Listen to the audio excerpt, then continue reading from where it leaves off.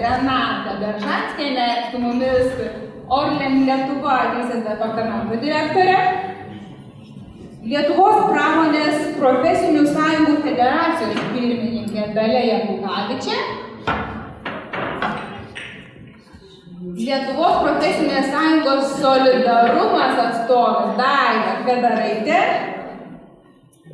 Oxygen įmonės direktorius Aidas Šetikas,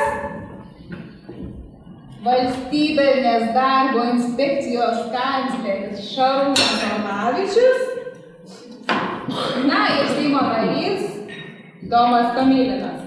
Mes čia tik jau labai susėdom vyrai į dešinę, moteris į kairę, ar kaip čia atsitikščiai? Kaip bažnyčiai, taip. Taip, tai iš tiesų pakankamai karštos ir įdomios diskusijos buvo pirmoje panelėje, mes kalbėjom daugiau apie tokią globalią idėjos realizaciją. Ar yra įmanoma, kodėl kalbame ir kodėl tai yra svarbu. Bet tikriausiai nemažiau svarbu pasižiūrėti ir kas yra įmonėse. Tikrai daug pavyzdžių neturime, teisingai paminėjo Jekaterina praeitoj diskusijai, mes turime šilumos tinklus, bet ne tik šilumos tinklus, yra ir kitų įmonių, kurios turi kitokį darbo laiką negu visi tikriausiai. Įmonė Orlen Lietuva, jinai turi apie 1500 darbuotojų ir kas labai mane nustebino, jinai turi net ekspertų klubą, kuris iš esmės garantuoja visų darbuotojų įsitraukimą ir į tai, kad jie įmonės vykdo, kaip aš suprantu. Ir šiaip vienas klausimas toks, ar apskritai buvo kada nors kalba iš darbuotojų, kad jie norėtų tiesiog dirbti trumpiau. Ir kitas klausimas jūs, kadangi jūs dirbate konkrečioje įmonėje, jūs matote situaciją, kaip jūs galvojate, ar įmanoma turėti kitokį darbo laiką, nes gerbiamas Vidmantas praeitoj diskusijai tiek Rūta sakė, kad taip galima kalbėti, galbūt, bet ne visur, nes plytelių nepaklosi, ten kažko nepastatysi, nes tiesiog ne visose sektoriuose galima turėti. Tai jūsų nuomonė būtų ir kokia dabar yra truputėlį pas jūs reali situacija įmonėje? Tai iš tų 1500 darbuotojų 60% dirba pagal suminę darbo laiko apskaitą, reiškia, dirba pamainom, nes mūsų įmonė yra nepertraukiamos naftos gavybos perdirbimo įmonė, mes ten esame įmonė svarbi nacionaliniam saugumui.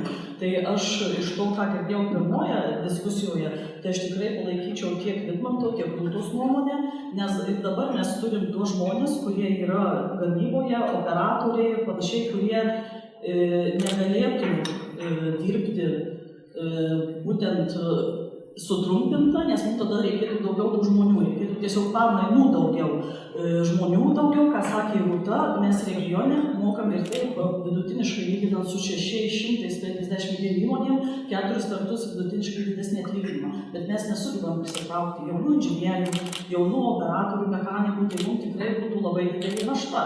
Plus, jeigu jūs pateikėt Vilniaus šilumos tinklų pavyzdį, tai aš tai siūlyčiau atskirti, kur yra grinai privatus verslas, kuris konkuruoja globalioje rinkoje, mes taip pat konkuruojam globalioje rinkoje ir ten, kur yra valstybės valdomos viešosios įmonės, kaip ir dabar ir pas mus yra darbuotojų, kurie dirba sutrumpintų grafikų 35 valandų per savaitę, bet jų nėra kritinė dauguma. Dauguma dirba 40, jūs nepamirškime, kad mes esame dukterinė įmonė Lenkijos beveik valstybės valdomos įmonės, kurioje dar kalbų apie sutrumpintą 4 darbo dienų savaitę yra dar mažiau negu pas mus. Mūsų profsąjunga, kurią jau mes turime daugybę metų, kol kas dar to klausimo nekėlė apie sutrumpintą 4 darbo dienų savaitę, bet aišku, mes suprantame ir manau, kad kiekvienas protingas žmogus ir aš pati būdamas suvalkietė norėčiau dirbti 32 valandas ir gauti tą patį atlyginimą per savaitę, bet realybėje taip kol kas mes negalime. Ačiū. Dabar iš tiesų jūs teisingai paminėjote, kad galbūt reikėtų atskirti sektorius, ar ne, kur yra viešasis, kur yra privatus sektorius. Bet jeigu mes pasižiūrėsim, kokia yra reali situacija, tai situacija yra tokia, kad privačiame sektoriuje vis tik tai yra pakankamai nedidelis profesinių sąjungų skaičius ir darbuotojų atstovavimo, lyginant su viešuoju sektoriu, ar ne? Tai tie susitarimai tokie, sakyčiau, sakyčiau, privačiame sektoriuje. Na, jie tolsta dėl to, kad tiesiog nėra tų atstovų, kurie galėtų tartis, ar ne? Iš kitos pusės, ką jūs sakote ir kas yra jau Europoje, ką jau prieš tai kalbėjome, ar ne, tai kad kolektyvinėmis sutartimis niekas nedraudžia nei dabar sutarti dėl trumpesnio ar kitokio darbo laiko. Ir tie patys Austrai, ar ne, yra sumažinę darbo laiko iki 37 valandų, pavyzdžiui, socialinio globos sektorių, kuris yra iš esmės beveik privatus, ar ne? Tai Daiva, jūsų nacionaliniai profesiniai sąjungai pakankamai aktyviai veikia socialiniai darbuotojai, jūs turite šakos kolektyvinę sutartį. Bet jinai apima vis tiek, sakyčiau, viešąjį sektorių, ar ne? Tai ar jūs tardamiesi su darbdaviu, šiuo atveju socialinės apsaugos ir darbo ministerija atstovauja, ar ne? Ar jūs keliate klausimų dėl trumpesnės darbo dienos ir kaip jūs realiai kokių iniciatyvų konkrečiai imatės, kad būtų tas trumpesnis darbo laikas? Nes čia vėlgi Renata irgi teisi yra sakydama, kad nors ir turime kalbėti apie darbo laiko režimą, bet jis yra neatsiejamas nuo darbo užmokesčio klausimo, ar ne? Nes matyt, daug kas galėtų dirbti ir tą dalinį darbą, kas yra labai populiaru Niderlanduose, bet tas proporcingai mažiau uždirbti, nieko nevilioja. Tai kaip jūs konkrečiai, kiek pas jūs yra kokių iniciatyvų ir ką jūs jau esate padarę? Ačiū labai, labą dieną visiems ir tikrai ačiū už šią diskusiją. Labai pataikėte, Eglė, tiesiai 10, nes pirma grupė žmonių, su kuriais aš kalbėjau prieš ateidama į šį renginį, į šią diskusiją, buvo būtent socialiniai darbuotojai. Ir kalbinau socialinių darbuotojų profesinės sąjungos solidarumas pirmininkę Almą. Ir žinai, aš kažkaip tikrai prieš tai nekaip daug dėmesio į tą darbo laiko trumpinimas atrodė visai neįmanoma. Ir aš jos klausiu, Alma, kaip tam pas jūs yra su darbo laiku ir su kolektyvinė sutartim šakos? Jis sako, o pas mus yra labai gerai. Mes esam susitarę, kad tie, kurie priklauso profesiniai sąjungai, kurie pasirašė šakos kolektyvinę sutartį, dirba 1 valandą trumpiau savaitę. Jie turi trumpesnę darbo savaitę ir trumpesnį darbo dienų skaičių praktiškai, jeigu taip jau pasižiūrėsime. Nes jeigu trumpinam 1 valandą savaitę, jie gali pasirinkti darbuotojai, bet aišku suderinę su vadovu, įspėję, kurie nori dieną turėti trumpesnę darbo, ta prasme, dirbti 1 valandą trumpiau. Anksčiau buvo tik trečiadieniais, dabar visose įstaigose, kurios priklauso profesiniai sąjungai ir kurios pasirašė šakos kolektyvinę sutartį, jau taikoma ši sutrumpinta darbo savaitė, ne? Tai mes jau turim tokį gerą pavyzdį, bet kaip jūs ir minėjot, kad tai yra būtent įstaigos, nėra tos privačios įstaigos, ir net socialinės paslaugas teikiančios įstaigos, tai tos, kurios yra biudžetinės, kurios yra savivaldybių įstaigos, bet gaila, kad šakos kolektyvinė sutartis dar neišsiplečia, kaip ir nacionalinė neišsiplečia. Nes mes dar prisiminkim, kad tiem darbuotojams, kurie priklauso socialiniam sektoriui, socialiniam paslaugom, jiem dar taikoma ir 5 dienos, kurias gali turėti sveikatinimui, dar taip pat 10 dienų, kurias gali naudoti mokymuisi, ir jos visos yra apmokamos, jos visos vidutinis darbo užmokestis, ar ne? Ir tie darbuotojai klauso tada, o jeigu reikia dirbti viršvalandžius, ar ne? Tai sakė, tada būna taip, kad tiesiog mokama kaip už viršvalandinį darbą. Ta 1 valanda, jeigu tu, tarkime, net jeigu tu nepasinaudojai, nebuvo galimybės, ar ne, netrūko darbuotojų, tau mokama kaip už viršvalandinį darbą. Žodžiu, problema sprendžiama. Ir jeigu galima, tada aš dar apie sveikatos sektorių prie to pačio, nes tai vėlgi mes kalbam ne apie privatų sveikatos sektorių. Tai dabar vyksta dėrybos dėl atnaujintos šakos kolektyvinės sutarties ir ten yra tariamasi dėl 36 valandų darbo savaitės, ne 36. Ir nes jau tokia praktika yra Vilniaus greitosios pagalbos skyriuje. Jie jau turi kolektyvinę sutartį vietinę ir ten yra susitarę dėl 36 valandų darbo savaitės. Ir sakau, o tai ką darot, vėlgi, kai trūksta darbuotojų, tai toliau kaip viršvalandžiai skaičiuoja. Tai, žodžiu, sakau, tokių yra pavyzdžių ir mes einam tą linkmę. Supratau, bet vėlgi, ką jūs sakot ir aš ką girdžiu, kur yra esminis skirtumas viešasis ir privatus sektorius. Kai tik tai ateinam iki privačių įmonių, nėra susitarimų ir ypatingai žiūrim, ar tai yra kiekviena ar savarankiškos įmonės, ar kaip pasakyti, akcininkai, kurie apskritai yra socialiai atsakingi ir imasi iniciatyvų visokių dėl geresnių darbo sąlygų, tada ir matome, kaip pasakyti, skirtumus. Bet dabar dalį jūs atstovaujate pramonės profesinių sąjungų, tai pas jūs yra tikrai daugiau privačių, kaip aš suprantu, irgi vien viešasis sektorius, praktiškai mes turim profesinės sąjungos, kur yra daugiau dominuojantis viešasis sektorius, ar ne? Tai nepriklausomai nuo to, bet man norėtųsi vis tik tai paklausti, kadangi viešajame sektoriuje, ar ne, mes turime susitarimą dėl trumpesnių darbo valandų, ar ne? Viešajame sektoriuje, neprivačiame.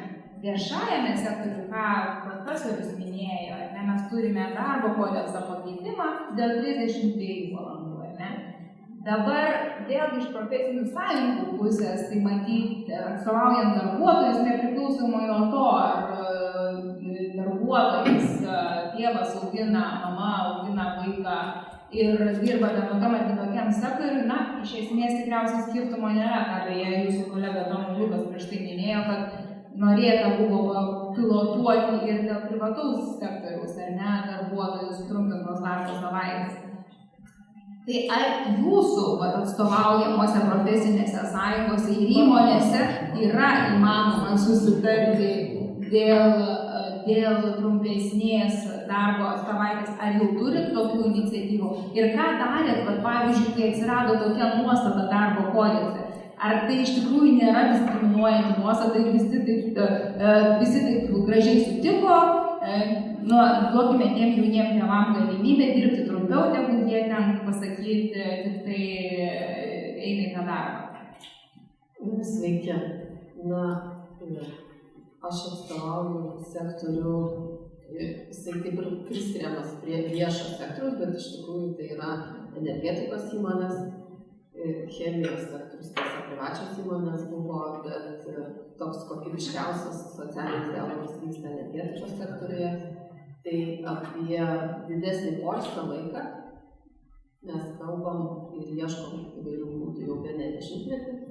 Ir tai, kas dabar ateina į viešąjį sektorių, pas mus jau yra seniai. Ir kai kurios įmonės jau yra seniai, net 20 metų galiojančios kolektyvinės sutartys, tik tai mes tai neakcentuojame, kad tai yra 4 darbo dienų savaitė arba kažkaip kitaip. Tiesiog tai yra suteikiama darbuotojams didesnį, daugiau poilsio laiko arba lankstesnės darbo sąlygos, labiau kreipiamas dėmesys į darbo ir poilsio balansą, į tai, kad šiek tiek laisvės suteikti darbuotojui, kad galima būtų šeiminius poreikius patenkinti, bet vis tiek mes turim užtikrinti paslaugų kokybę. Elektra 24/7 turi tekėti, šiluma ypatingai žiemą 24/7. Tai yra tam tikrų iššūkių su darbuotojais, kurie dirba pagal darbo grafiką, taip pat kaip Orlen Lietuva įmonėje, kas tiesa pamainos yra po 12 valandų, pas mus yra šiek tiek anksčiau, nes žmonės dirba pagal darbo grafiką, tai galima varijuoti valandų skaičiumi.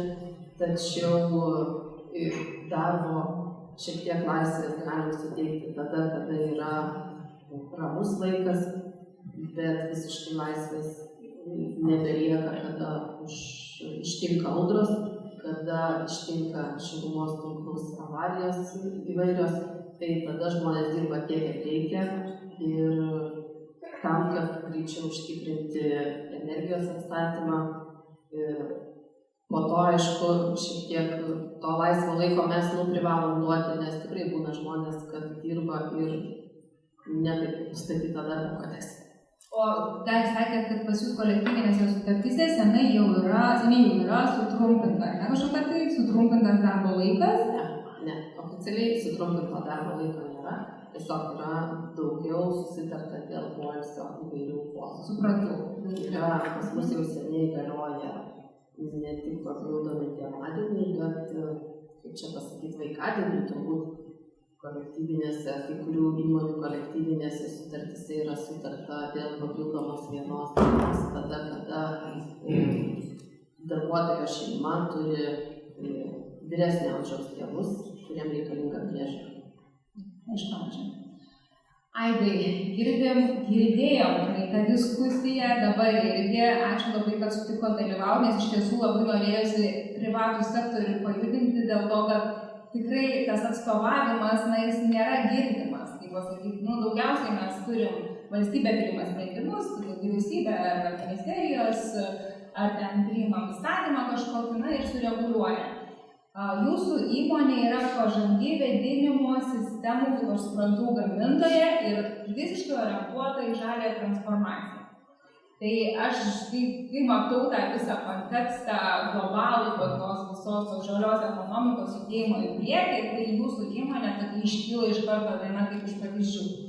Tai ar pas jūs įmonėje yra ta kalba apie sutrumpintą darbo laiką, savaitės, ar ten mažiau valandų, ar apskritai darbuotojai apie tai nekalba dar kol kas? Pradėsiu šiek tiek nuo toliau. Bet kokia organizacija, kuri yra kuriama, nesvarbu tai viešasis sektorius, privatus, jis turi kažkokią tai tikslą.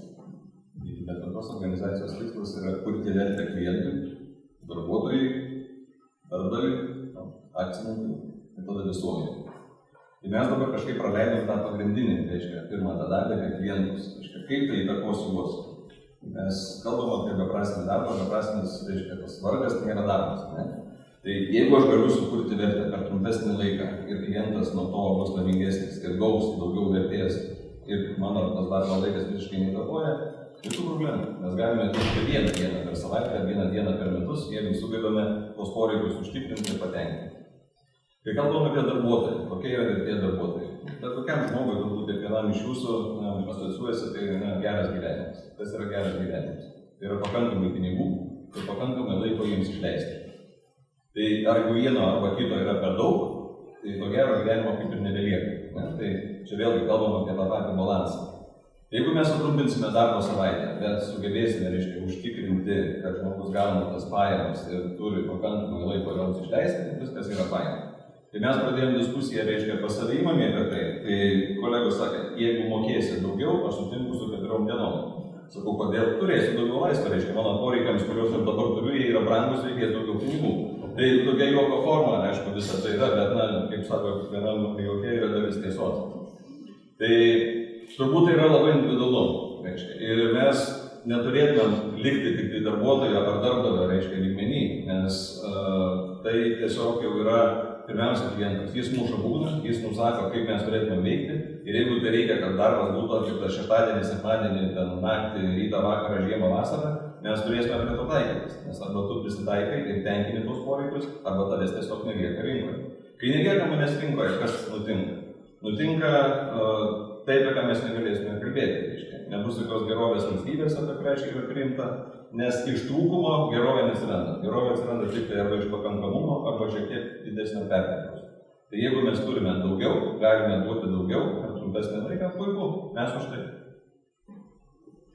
Jo, girdžiu, ką jūs sakot, ir iš tikrųjų, čia kaip jūs sakėte, į klientą. Buvo mano toks noras truputėlį kreipti į klientą, bet į klientą, kai kreipi, tai čia yra priklausomai nuo to, kaip jūs organizuojate darbą savo įmonėje. Tai kaip ir Renata sakė, pas mus yra, kurie dirba ten pamainomis ar ne, turi pagal suminę darbo laiko apskaitą, reiškia, reikia turėti daugiau darbuotojų. Ir aš suprantu, kad kyla klausimas tada iš kur tų darbuotojų paimti įmonėms irgi.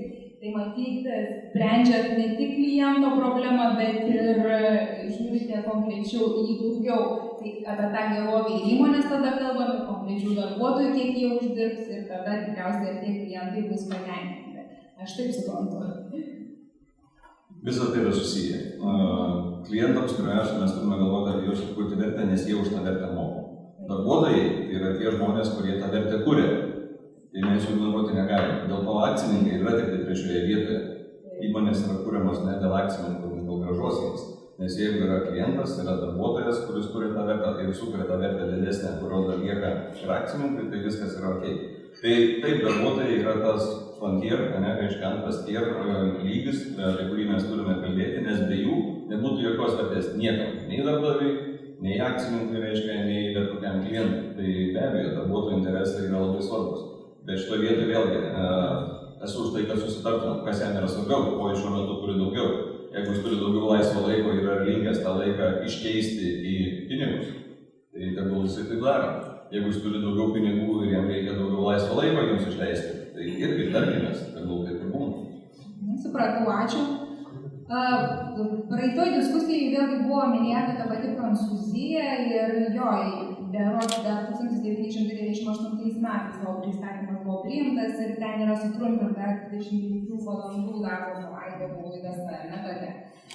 Bet tuo pačiu, ką beje Jekaterina paminėjo, nekalbėdama apie Henrio fondo naujoves, tuo pačiu vėlgi buvo įvesta ir ta didesnė darbuotojų kontrolė. Tai yra, nesakau, kad ten česnakus, kaip sakant, matavo namuose, bet tiesiog darbo organizavime buvo, jeigu mažiau valandų, tai reiškia daugiau kontrolės, ar ne?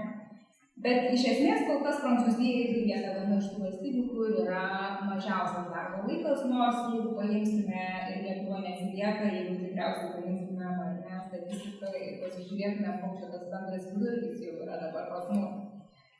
Bet ką įdomu ir ką jūs, Aidai, užkabinote iš tiesų, tai yra būtent, jūs kaip pasakėte, kad mokėkite man daugiau, tada aš dirbsiu mažiau, ar ne? Čia yra tokia, kaip pasakyti, įdomi mintis, bet jinai siejasi ir su ES atliktais tam tikrais tyrimais, ar ne? Ir tie tyrimai ką rodo? Jie rodo, kad yra labai daug neapmokamo darbo, ar ne? Nes apie jį dabar nekalbam. Mes kalbam tiesiog apie darbą, kuris yra mokamas, už tas darbo valandas mes gaunam darbo užmokestį, ar ne? Bet tyrimai rodo, kad net 13 valandų daugiau moteris turi neapmokamo darbo. Tuo tarpu vyrai 6 valandomis gali dirbti daugiau apmokamą darbą. Nes jie tiesiog namuose ten tų 4 ar 3 kampų nelaiko, ar ne, tikriausiai pradėkime nuo to. O dar ką rodo tyrimai, kad net 29,3 valandom daugiau nemokamo to laiko turi moteris, kurios augina vaikus. Ir aš vėlgi tada žiūriu į tą situaciją, kuri yra dabar Lietuvoje, ir Tomai, norėčiau dabar jūsų paklausti, tai iš esmės, kai buvo priimta ta 32 valandų, ar ne, tokia sutrumpinta darbo savaitė, ar jūsų galva tai iš tiesų yra tik tai privalumai, ar tų moterų, ypatingai moterų, nekalbant apie tėvus, ar ne, nestumia į dar didesnę riziką gauti turėti daugiau to nemokamo darbo, o vyram dar turėti daugiau to mokamo darbo. Ir tos iniciatyvos, ką beje, jos yra, geros, bet dėl ko mes apie jas ir diskutuojame, ar iš tiesų, kaip pasakyti, dabar yra laikas apie tai kalbėti ir ar iš tiesų tada vienodai mes gauname, kaip pasakyti, tą darbo užmokestį už tas vienodai dirbtas valandas. Kokia būtų jūsų nuomonė? Iš tiesų labai svarbus klausimas ir nes mūsų tema šiandien yra darbo laikas ir jo apskritai nauda jo trumpinimo. Aš taip gal istoriškai pradėčiau nuo tokios istorinės tezės, kad iš esmės emancipacija ir lyčių lygybės klausimai visada ėjo koja kojon su darbo laiko trumpinimu. Ir tai, susisiekiantys indai visas 20 amžius yra apie tai.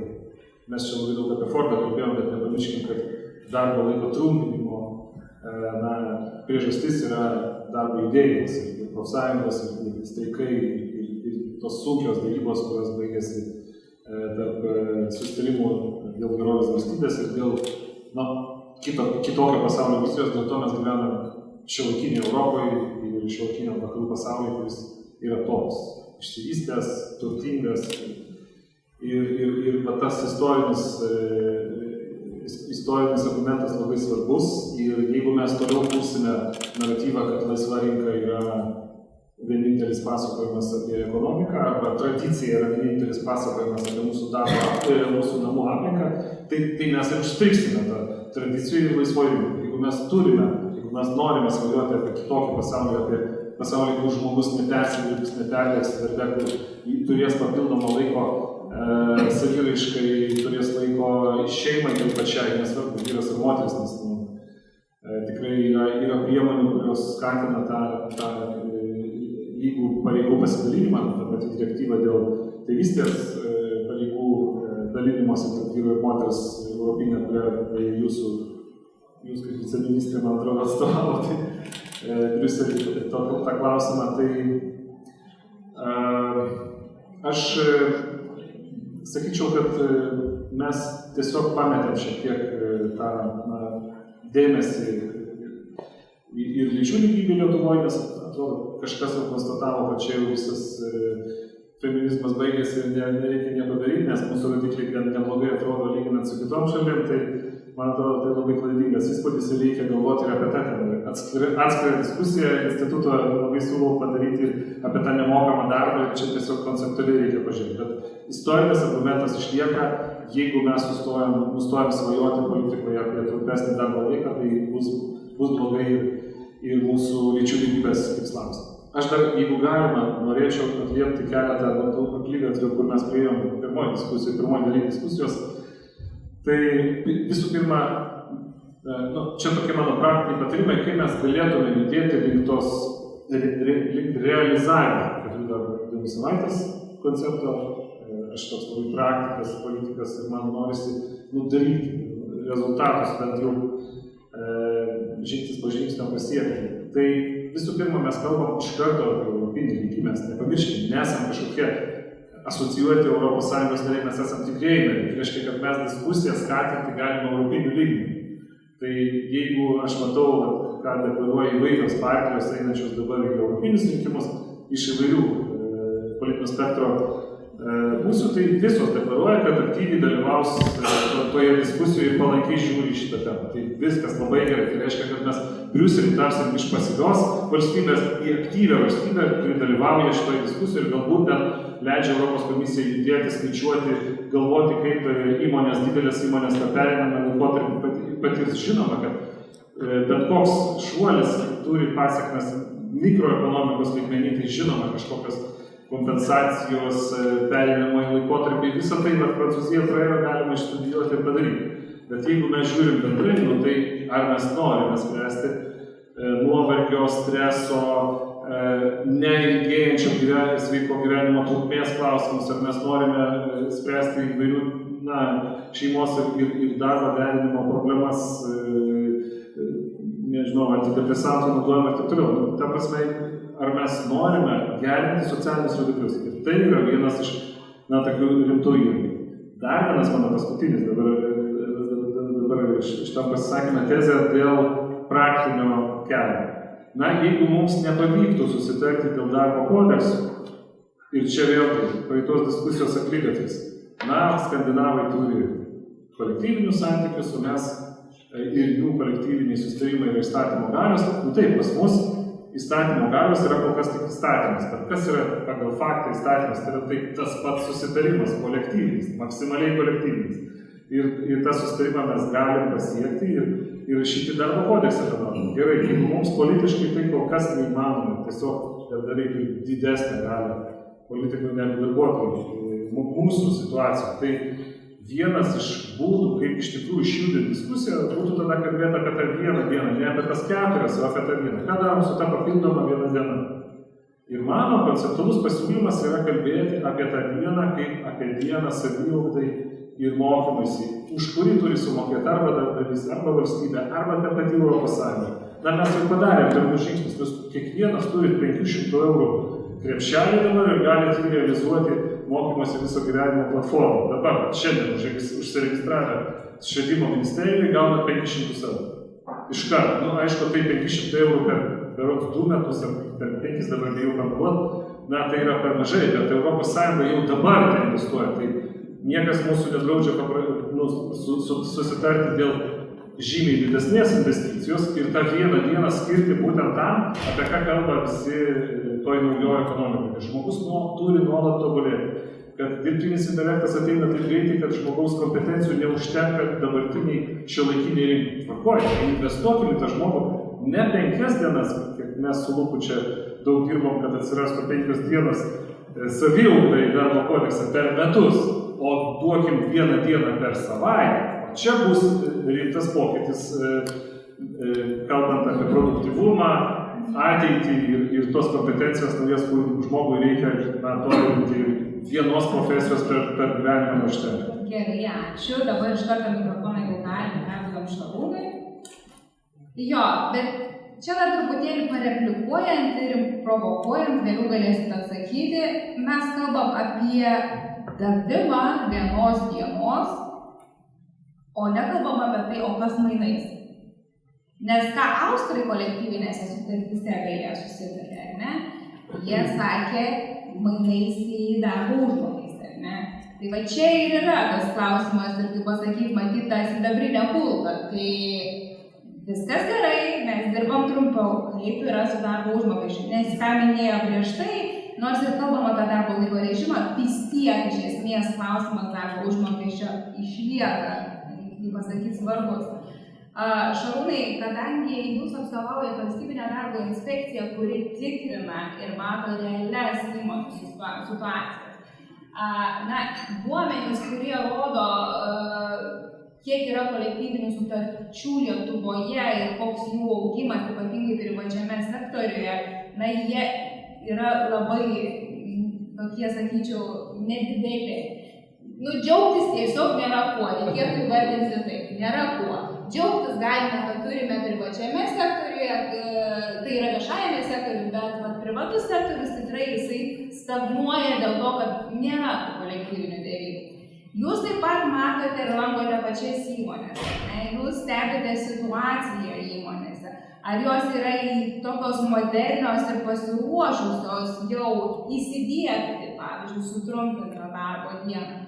Ir jūs dar turite darbo ginčių statistiką. Kiek yra klausimų dėl darbo laiko, nes tai yra vienas iš darbo kokybės elementų, oraus darbo, kaip pasakyti, rodiklių. Ar kyla klausimų dėl to, kad tiesiog nesuteikia darbo laiko, nes ir dabar to darbo kodeksą gali. Kaip jūs realiai matote iš savo dabar valstybinės darbo inspekcijos perspektyvos? Aš čia prieš tai, kai kalbėjau apie darbo laiką, kas kiek dirba, galvoju, ar žino, kad čia darbo inspekcijos atstovas. Ir kol mes kalbėjom, išjungė skaidrę iš tikrųjų. Ir visą laiką buvo reklama. Visą laiką buvo reklama, dirbkit viešam sektoriui ir turėkit vaikų. Labai, čia net, sakau, su Vita kalbėjom, aš bus ką mums diskutuoti, bet dabar jau labai daug temų palėtėm ir ne diskriminaciją ir visą kitą. Kalbant apie 4 dienų darbo savaitę arba sutrumpintą darbo laiko normą. Čia kalbėjom ir apie Prancūziją, ir apie kitas šalis, Ispaniją, Vokietiją, Islandiją. Yra daug, kur tai ir vyksta, kaip pilotiniai galbūt modeliai. Klausimas, kaip ir už kiek turbūt. tą galima padaryti ir Lietuvoje. Tai viena iš opcijų reklamuota buvo labai ilgą laiką. Tai vienas dalykas.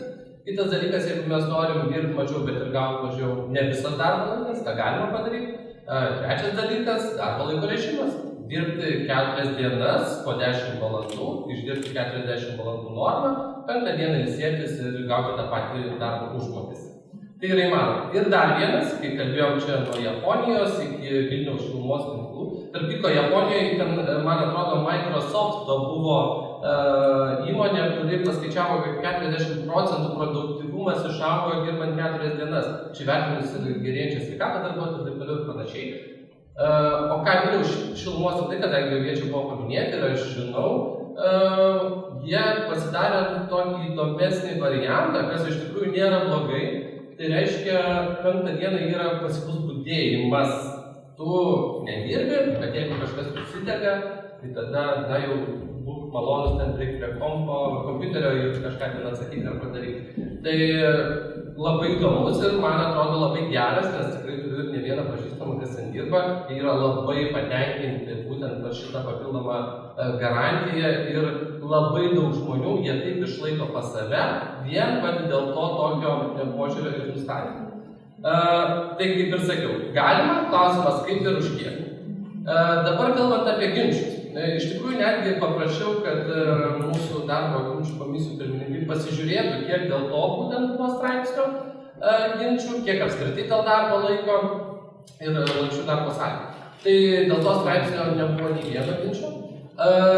Jisai praktikoje, aš atsimenu, kai jisai įsigaliojo, tai mums kilo patiems daug klausimų, bet tokie skaičiavimo techniniai galbūt klausimai, bet mes juos sudėliojom ir sprendėm, atrodo, viskas yra gerai, ar ne? Tai nekilo ginčių. Dabar klausimas bendrai dėl darbo laiko, jų buvo, irgi nedaug, nes daugiausiai yra dėl atlyginimo vis tik tai tų darbo laiko ginčių, apie 200 gal per metus yra iš viso. Ir jie tikrai nesusiję su kažkokiu trumpinimu normos, ar ten, nežinau, režimo nustatymu, tai būtent apie ką mes kalbam, tai yra grinai tokie, kaip galbūt susiję ir su viršvalandiniu galimai darbu, kad atlyginimai nėra apmokami ir panašiai. Tai ginčių nėra ir tą sutrumpintą laiką galima nustatyti ne tik kolektyvinėse sutartyse, ką aš visiškai sutinku pilnai. Organas, kad neįmanoma dirbti tam tikrų funkcijų, kurios reikalauja dirbti 5 dienas, 6 dienas arba nepertraukiamai. Ir netgi kartais net ne sektorius lemia, o pati faktinė funkcija, kurią atlieka. Ir net jeigu ta faktinė funkcija gali būti atliekama 4 dienas, bet dėl to, kad kiti dirbs 24/7, tas negalės dirbti 4 dienų. Ir čia toks gali būti, žinot, grandinės efektas, bet tą susitarti galima, tai vyksta. Ir žinau, kita įmonė, kuri nebuvo paminėta, tai yra visiškai privataus kapitalo, kuri irgi tą patį taiko 4 dienų, čia Lietuvoje 4 dienų darbo dienų savaitę. Tai ačiū labai, jo, aš girdžiu, bet ką ir paskutinis akcentas jūs pasakėte, žinau vieną įmonę. Aš irgi vieną žinau, bet klausimas, ar vienos įmonės Lietuvai pakanka. Ir tada vienas iš dėja įvardinamų trūkumų, ar nesutrumpinto darbo laiko, yra įtaka pelningumui. Aidai, kaip jūs galvojate, ar vardan to pelningumo įmonė sutiktų pagerinti darbuotojams sąlygas, ar čia nėra esminis klausimas jūsų manymu? Darbuotojų sąlygos be abejo yra svarbu, kaip jie jaučiasi, kaip jie dirba ir taip toliau, bet tai nebūtinai yra būtina, bet nepakankama sąlyga įmonės pelningumui didinti. Tai greičiau tai yra vis tiek, kad ir kaip mes norėtume, bet rinkos sąlygos yra paklausa, yra pasiūla. Ir jeigu mes gebame toje terpėje veikti ir užtikrinti, kad kuriame pakankamą tą vertę, tai įtakoja įmonės pelningumui. Be abejo, darbuotojai, kurie yra motyvuoti, nori, gali, daro, supranta, viskas yra ok, jie prisideda prie viso šito dalyko. Tai nei vienas darbdavys, kuris planuoja truputėlį daugiau negu finansinius metus į ateitį, jisai stengiasi tuos darbuotojus ir išlaikyti, ir naujus pritraukti, ir esamus motyvuoti, ir kitiems sukurti tokias sąlygas, kad jis būtų keičiamas darbdavys. Nes šiandien situacija yra, tarkim, tiesiai šviesiai. Faktai yra geriau negu svajonės. Mes čia galim svajoti, ką tik tai norim, bet faktai yra tokie. Darbdaviai dabar konkuruoja dėl talentų. Jau dabar nebėra tokio žodžio darbuotojas, resursas, niekas nenaudoja. Dabar jisai kalba, reiškia, tokiom kategorijom kaip talentai. Ir mes dėl jų konkuruojam. Jeigu mes norime pritraukti tuos tikrus talentus, kurie būtų ne darbuotojai, o galvotojai, kad jie ateitų į darbą ir galvotų, kaip tą produktyvumą pakelti, padaryti didesnį, o ne tik tai, reiškia, vargtų ir dirbtų tą juodą darbą ir nieko negalvodami. Tai mes esame priversti šokti kadrilį, reiškia, ir visus kitus dalykus, kad tik tai prisiviliotumėm tuos darbuotojus. Tai ir darbo laiko režimas, reiškia, ir atlyginimas, visos tos priemonės jos yra taikomos. Aišku, ačiū. Jo, čia jūs gerą paėmėt akcentą dėl to kadrilio. Aš labai, žinokit, iš kitos pusės biškį norėčiau pasižiūrėti truputį. Ir man įdomu, užimtumo tarnyboje ten yra 169 000 ar kažkiek dabar registruotų tų žmonių neturinčių darbo. Įdomu, apie juos tą kadrilį pašoktų, gal sujudėtų tą darbo rinką Lietuvoje. Tai dabar jau žiūriu į Renatą, paskutinis irgi klausimas, toks daugiau apie jūs paminėjote, kadangi jūs esate regioninė pagrindė, ne įmonė. Jūs matote situaciją ir jūs pasakėte, kad mes turime, jau ir taip pas mus yra mokamas didesnis darbo užmokestis negu kitose įmonėse, ar ne? Tai jau ir taip pas jūs yra geresnės sąlygos. Tai, ta prasme, jūs, kaip suprantu, jūs iš esmės jūs suteikėte didesnį darbo užmokestį, mainais už tai, kad dirba tas valandos tokios, kas yra, ir ten žmonės per daug nediskutuoja, kad reikėtų mažiau ar daugiau. Nebūtinai. Nes aš specialiai baigiau palyginimą 23 metų darbo užmokestį su 658 įmonėm registruotoms Mažeikių rajono savivaldybėje. Ir kaip aš sakau, 4 kartus skiriasi tą, ką mes mokam. Tai dar mes mokam ne tik, kad jisai išdirba tai, bet dar mokam papildomai, kad jisai norėtų dirbti Mažeikių regione. Nes jaunos šeimos dėl darželių, mokyklų, išsilavinimo, jeigu, pavyzdžiui, Lenkai pas mus yra kai kurie užsieniečiai, tai jų vaikai nemoka lietuviškai, tai grupė ir mokykla Mažeikiuose. Nėra kino teatro, pavyzdžiui, Mažeikiuose, o Marijampolėje net kitiems sąlygom.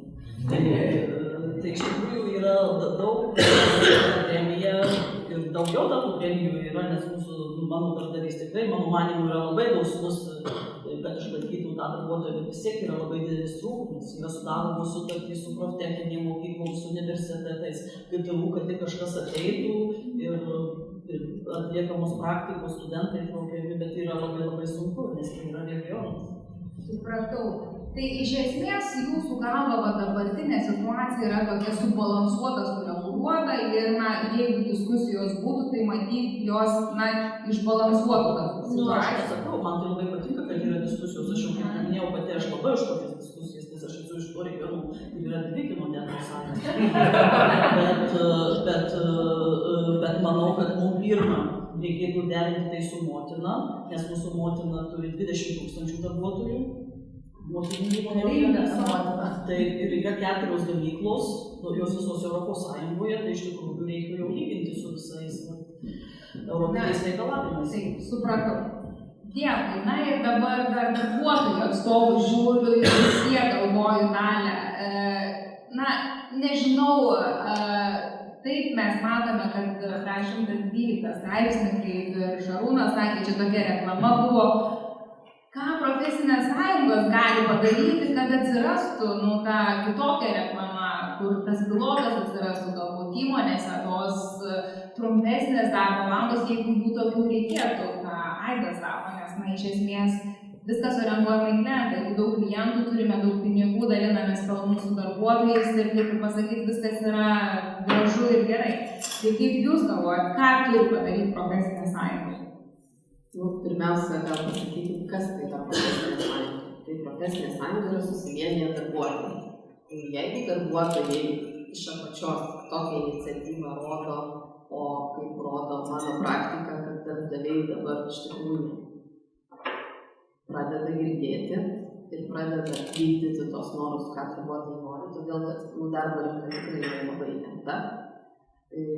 Tie darbdaviai, kurie gali Orlenės pasiūlyti didesnius pinigus, tai jie tą ir siūlo. Tokie darbdaviai kaip energetikai, kurie didelių atlyginimų negali pasiūlyti, tada bando kurti įvairias strategijas jau dešimtmetį, kaip išlaikyti darbuotojus kitomis priemonėmis nei pinigais. Tai aš manau, kad ir visą laiką tos iniciatyvos ateina iš darbuotojų, jos visą laiką ateina iš apačios. Tai aš manau, kad jeigu privačiam sektoriui darbuotojai būtų aktyvesni, daugiau jungtųsi į profesinės sąjungas ir labiau tikėtų savo jėgomis, kad jie tai gali padaryti ir darbdavį palenkti savo pusę ir nebijoti nueiti ir pasakyti, ką kolektyvas nori, nes ką aš pastebiu, tai vis dar labai didelė baimė žmonių akise, nors prielaidų tai baimei aš iš principo nematau. Todėl, kad darbuotojų labai trūksta, atlyginimai kyla, darbo sąlygos gerėja ir yra turbūt pats tas aukso amžius, kada galim reikalauti, bet kažkodėl tai bijom ir nenorim, o galbūt jau ir nereikia, aš nežinau, kartais pagalvoju, kad gal nereikia. Jo, labai teisingai jūs pradėjote tai, ko tada aš paklausiu Daivos, tai gal tikrai nereikia, nes tų darbuotojų profesinėse sąjungose yra daug. Jie nesitelkia, norų nereiškia, tai čia gal šiaip čia politikų gal tokia pasirodyti, kaip pasakyti, o, gerai, jie patys skatuoja, gal kažkas ir išlies. Tai gal nereikia? Aš tiesiog dėl darbuotojų trūkumo.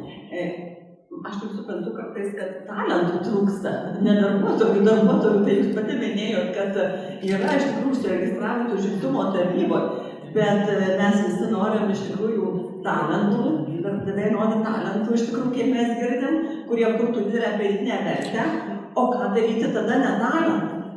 Ką daryti netalentams ir netalentams? Dabar jau tikrai kalbėsim labai iš tos patirties, visai nesenos, kai atėjo iš vienos įmonės darbuotojai, kurie dirba labai daug viršvalandžių, bet tik tai dėl to dirba tos viršvalandžius, kad pradžioje trūko darbuotojų paprastų ir jie nori užsidirbti daugiau. Ir jie dirba ne 160, o 200 ir daugiau valandų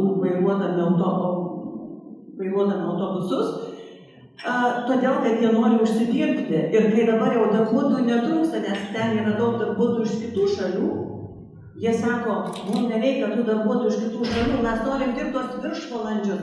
Aš jums sakau, bet tai gerai, sakau, jūs dabar galėsit derinti įsipareigojimų šeimai, turėsit daugiau laisvo laiko, galėsit turėti, eiti į kiną, važiuoti atostogauti ir taip toliau. Ir jie į mane žino tokiom akim visai nedraugiško, sako, bet mes norim užsidirbti. Mums buvo daug geriau dirbti tuos viršvalandžius ir užsidirbti. Sakau, o ką jūs galvojat, kad jums gal reikėtų jūsų valandos įkainis turėtų būti didesnis, ar ne? O apie tai mes suprantate, čia net kalbų negali būti. Ir tada mes turim iš tikrųjų klausimą apie tą milijoną. Kaip mums paskatinti darbo užmokesčio augimą ir ne tik tai tuose sektoriuose, kurie sukuria, kur dirba talentai ir sukuria iš tikrųjų labai didelę pridėtinę vertę, bet ir apskritai Lietuva, kaip mums padaryti, kad mūsų darbo jėga būtų vis dėlto, aš būtų inovacijas daug gali spręsti, ar ne, bet ne visur inovacijos bus lemiamas žodis. Tai klausimai lieka tokie kitom diskusijom turbūt, bet dar jie gali leistumėt vieną minutę sugrįžti prie Prancūzijos, ar ne, ir tų 35 valandų. Tai vienas iš dalykų, kodėl tai atsitiko, tai yra požiūris politikų ir ideologijos. Jie norėjo, kad daugiau vyrų dalyvautų šeimos gyvenime, nes ten daugiau moterys buvo, kurios užsiima namų ruoša, vaikų auginimu, dirba nedaug valandų. Tai vienas iš tų įvedant 35 valandų buvo tai, kad ir vyrai dalyvautų namų ūkyje, vaikų priežiūroje, šeimos ūkyje. Tai čia tokia viena iš tokių, kaip pasakyti, inspiracijų. Dabar jau atsakydama, bet kadangi laikas dalė, tai aš dar noriu pakalbinti Šarūną ir Tomą ir paskui. Tu vienas sakinys. Sakyčiau, viską labai lengva padaryti, kai žinai dėl ko tą daryti. Kol kas mes pradžioj kiek. Tos įmonės, kurios žino dėl ko darė, jos tiesiog paėmė ir padarė. Mes nediskutuoja, jos paėmė ir padarė. Tai Šarūnai, kadangi jau statistika rodo, kad čia užvedė vėlgi Daiva, ar ne, tema dėl to, kodėl prancūzai įvedė. Bet koks yra bendras rezultatas, reikėtų dar pasakyti, ar tos 35 valandos iš tiesų paskatino vyrus daugiau dalyvauti šeimose. Ir ką mes matome, jeigu pasižiūrim tyrimus, nepakeitė Prancūzijos valandų skaičius rodiklių ir taip nenutiko. Ir vis tiek moteris liko daugiau sėdėti su vaikais namuose. Tai va čia yra, kaip pasakyti, kokia čia sidabrinė kultūra, kaip sakant, kuri yra geriausia. Šarūnai, tai iš VDI pusės, tai ką VDI galėtų padaryti, kad suaktyvintų labiau tą socialinį dialogą ir kad būtų daugiau tų susitarimų. Šitas klausimas negali. Ką VDI galėtų padaryti? Tai mes iš tikrųjų darom. Mes darom vien šviesdami visuomenę, kad galimi tokie susitarimai, kolektyvinės sutartys su darbuotojų atstovais. Tai čia yra viena iš galimybių susitarti, kad mes dirbam mažiau, bet gaunam tiek pat. Kitas dalykas, mes visada akcentuojam ir darom netgi specialius mokymus dėl darbo santykių. Ir iš tikrųjų, kadangi mūsų veikla šį pagrindę pastebima visuomenį dėl konsultacinės veiklos, taip rodo ir apklausos, mes stebim, kad darbdaviai kreipiasi į mus, norėdami sužinoti, kaip mes galim padaryti 4 darbo dienų savaitę. Tai mūsų ta, nes, čia mes net kontroliuosim, ką mes kontroliuosim, yra imperatyvių normų. Tai mes tik švietimu galim ir jau darom, prisidedant būtent prie tokių susitarimų. Na, vėl šviesti man vėl, taip sakant. Gerai, šviesim vėl. Ne, aš tikrai manau, kad švietimas yra viso ko pagrindas, bet kad nebūtų vėl šviesti man vėl ir ate. Tai Tomai, jūs čia visą laiką iniciatyvų pilnas visokių, tai dabar sutrumpinkim, tai kaip jūs galvojate, kad girdėdama šios dienos diskusijos ir labai trumpai apibendrinant, nes mūsų laikas baigėsi, tai ką jūs dabar konkrečiai darysit, kai išgirdot viską, kas čia pakalba? Mes norim laimėti konkurenciniai kovoj prieš kitas valstybės, bent jau Europą. Tai kol kas mes konkuravom ne tik dėl savo protų, savo gebėjimais, savo gerą produkciją, taip pat dėl to, bet labai dažnai, neretai konkuravom dėl pigios darbo jėgos. Ar ta konkurencija mus tenkina, ar mes turim socialinių problemų, ar viskas tvarkoja. Jeigu mes konstatuojam, kad netenkina šitą konkurenciją, tai mums reikia galvoti apie papildomus politinius, taip pat politinius sprendimus. Aš galiu drąsiai pasakyti, kad socialinės politikos resursas išeikvotas. Mes nieko daugiau pagerinti Lietuvoje socialinės politikos priemonėm nebegalime. Pirmiausia, dėl to, kad nėra biudžeto, nėra susitarimo dėl naujų mokesčių, dėl didesnio perskirstymo, viskas. Socialinė politika išsisėmė. Vienintelis rezervas, kurį aš matau, yra šitas susitarimas, kuris iš esmės horizontaliai gerina daugelį, ilgainiui gali pagerinti daugelį socialinių rodiklių. Ir už tai sumokėti turės iš dalies valstybė, nes valstybė yra didžiausias darbdavys, nepamirškim, iš dalies privatus sektorius, nes jis tą gali padaryti. Jis nenori naujų mokesčių, tvarkoja. Galbūt jis čia sutiktų dalyvauti socialinės situacijos gerinime Lietuvoje ir įstatymas yra, jūs pamatysit, ilgainiui suprasit, kad įstatymas yra geriausias įrankis, nes jeigu, paimkim prekybos centrus, jeigu vienas prekybos centrus kvaileliai sugalvos padidinti atlyginimų, pagerinti darbo sąlygas, ten duoti, nežinau, mašinas, kokias nors padovanoti, tai tik pralaimės konkurenciniai kovoj. Akivaizdu, kad tam, kad veiktų konkurencija, reikia horizontalaus sprendimo, kada visiems, tada ir nėra problemos, kad tu nukonkuruosi tu pralaimėsi konkurencinę kovą, nes pagerinai darbuotojams sąlygas. To horizontalaus sprendimo reikia ir Europos lygmeniu. Ir tai yra įmanoma, kad tai pradeda kalbėti visa Europa ir taip pat ruošiantis ateinantiems Europos rinkimams. Ačiū labai, apibendrinant, nelabai sutikčiau, bet jūs sakėte, nes vis tik tai manau, kad tada nelieka vietos socialiniam dialogui, nelieka galimybių tartis kolektyvinėse sutartyse ir vėl mes esame tokie status quo, kur esame ir dabar. Ir nereikės tada ir toliau mes čia po metų, po 10 sėdėsim ir nebekalbėsim, nes vis tiek bus tas profesinių sąjungų narių skaičius, tą patį turėsim ir kolektyvinių sutarčių skaičių. Tai šita džiugia žinia ir apibendrinant, kad yra tam tikrų trūkumų iš tiesų ir klientų poveikį gali veikti, sutrumpintas darbo laikas, ir matyti įmonių pačių pelningumą, ir aptarnavimo problemų gali būti, ir didesnė rizika vis tik tai yra perdirbti ir streso turėti, ir galbūt likti net neapmokamose darbo valandose, bet yra ir privalumų, kad galima iš esmės turėti didesnį produktyvumą į darbuotojų įsitraukimą. Iš esmės tai gali prisidėti prie žalumų ir mažesnės aplinkos taršos. Norėčiau ir baigti šią diskusiją, padėkoti visiems dalyvavusiems ir išklaususiems mus ir sakyti iki kitų susitikimų Demokratijos instituto organizuojamuose renginiuose. Ačiū Jums. Šiandien vyko Demokratijos instituto pirmasis atidaromasis renginys, kur mes kalbėjome, ar apskritai įmanoma Lietuvoje turėti 4 dienų darbo savaitę.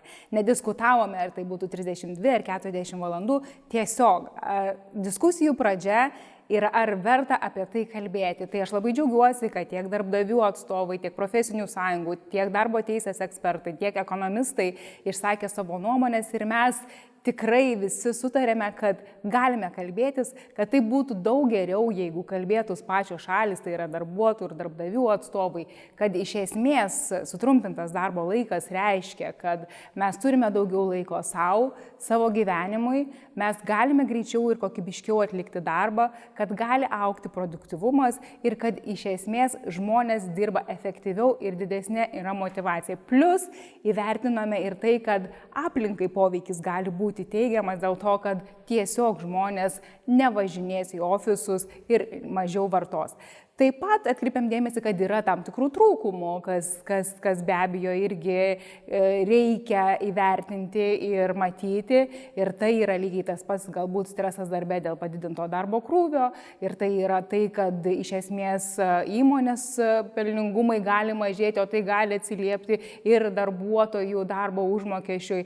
Yra klausimų, bet labai džiaugiuosi, kad šiandien tą temą palėtėm ir tuo pačiu palėtėm labai svarbę visoms moterims temą. Tai yra, kad mes neliktumėm namuose su vaikais, neapmokamam darbe, turėdamos tą trumpesnę darbo savaitę, o kad sąžiningai dalintume tą naštą su savo vyrais.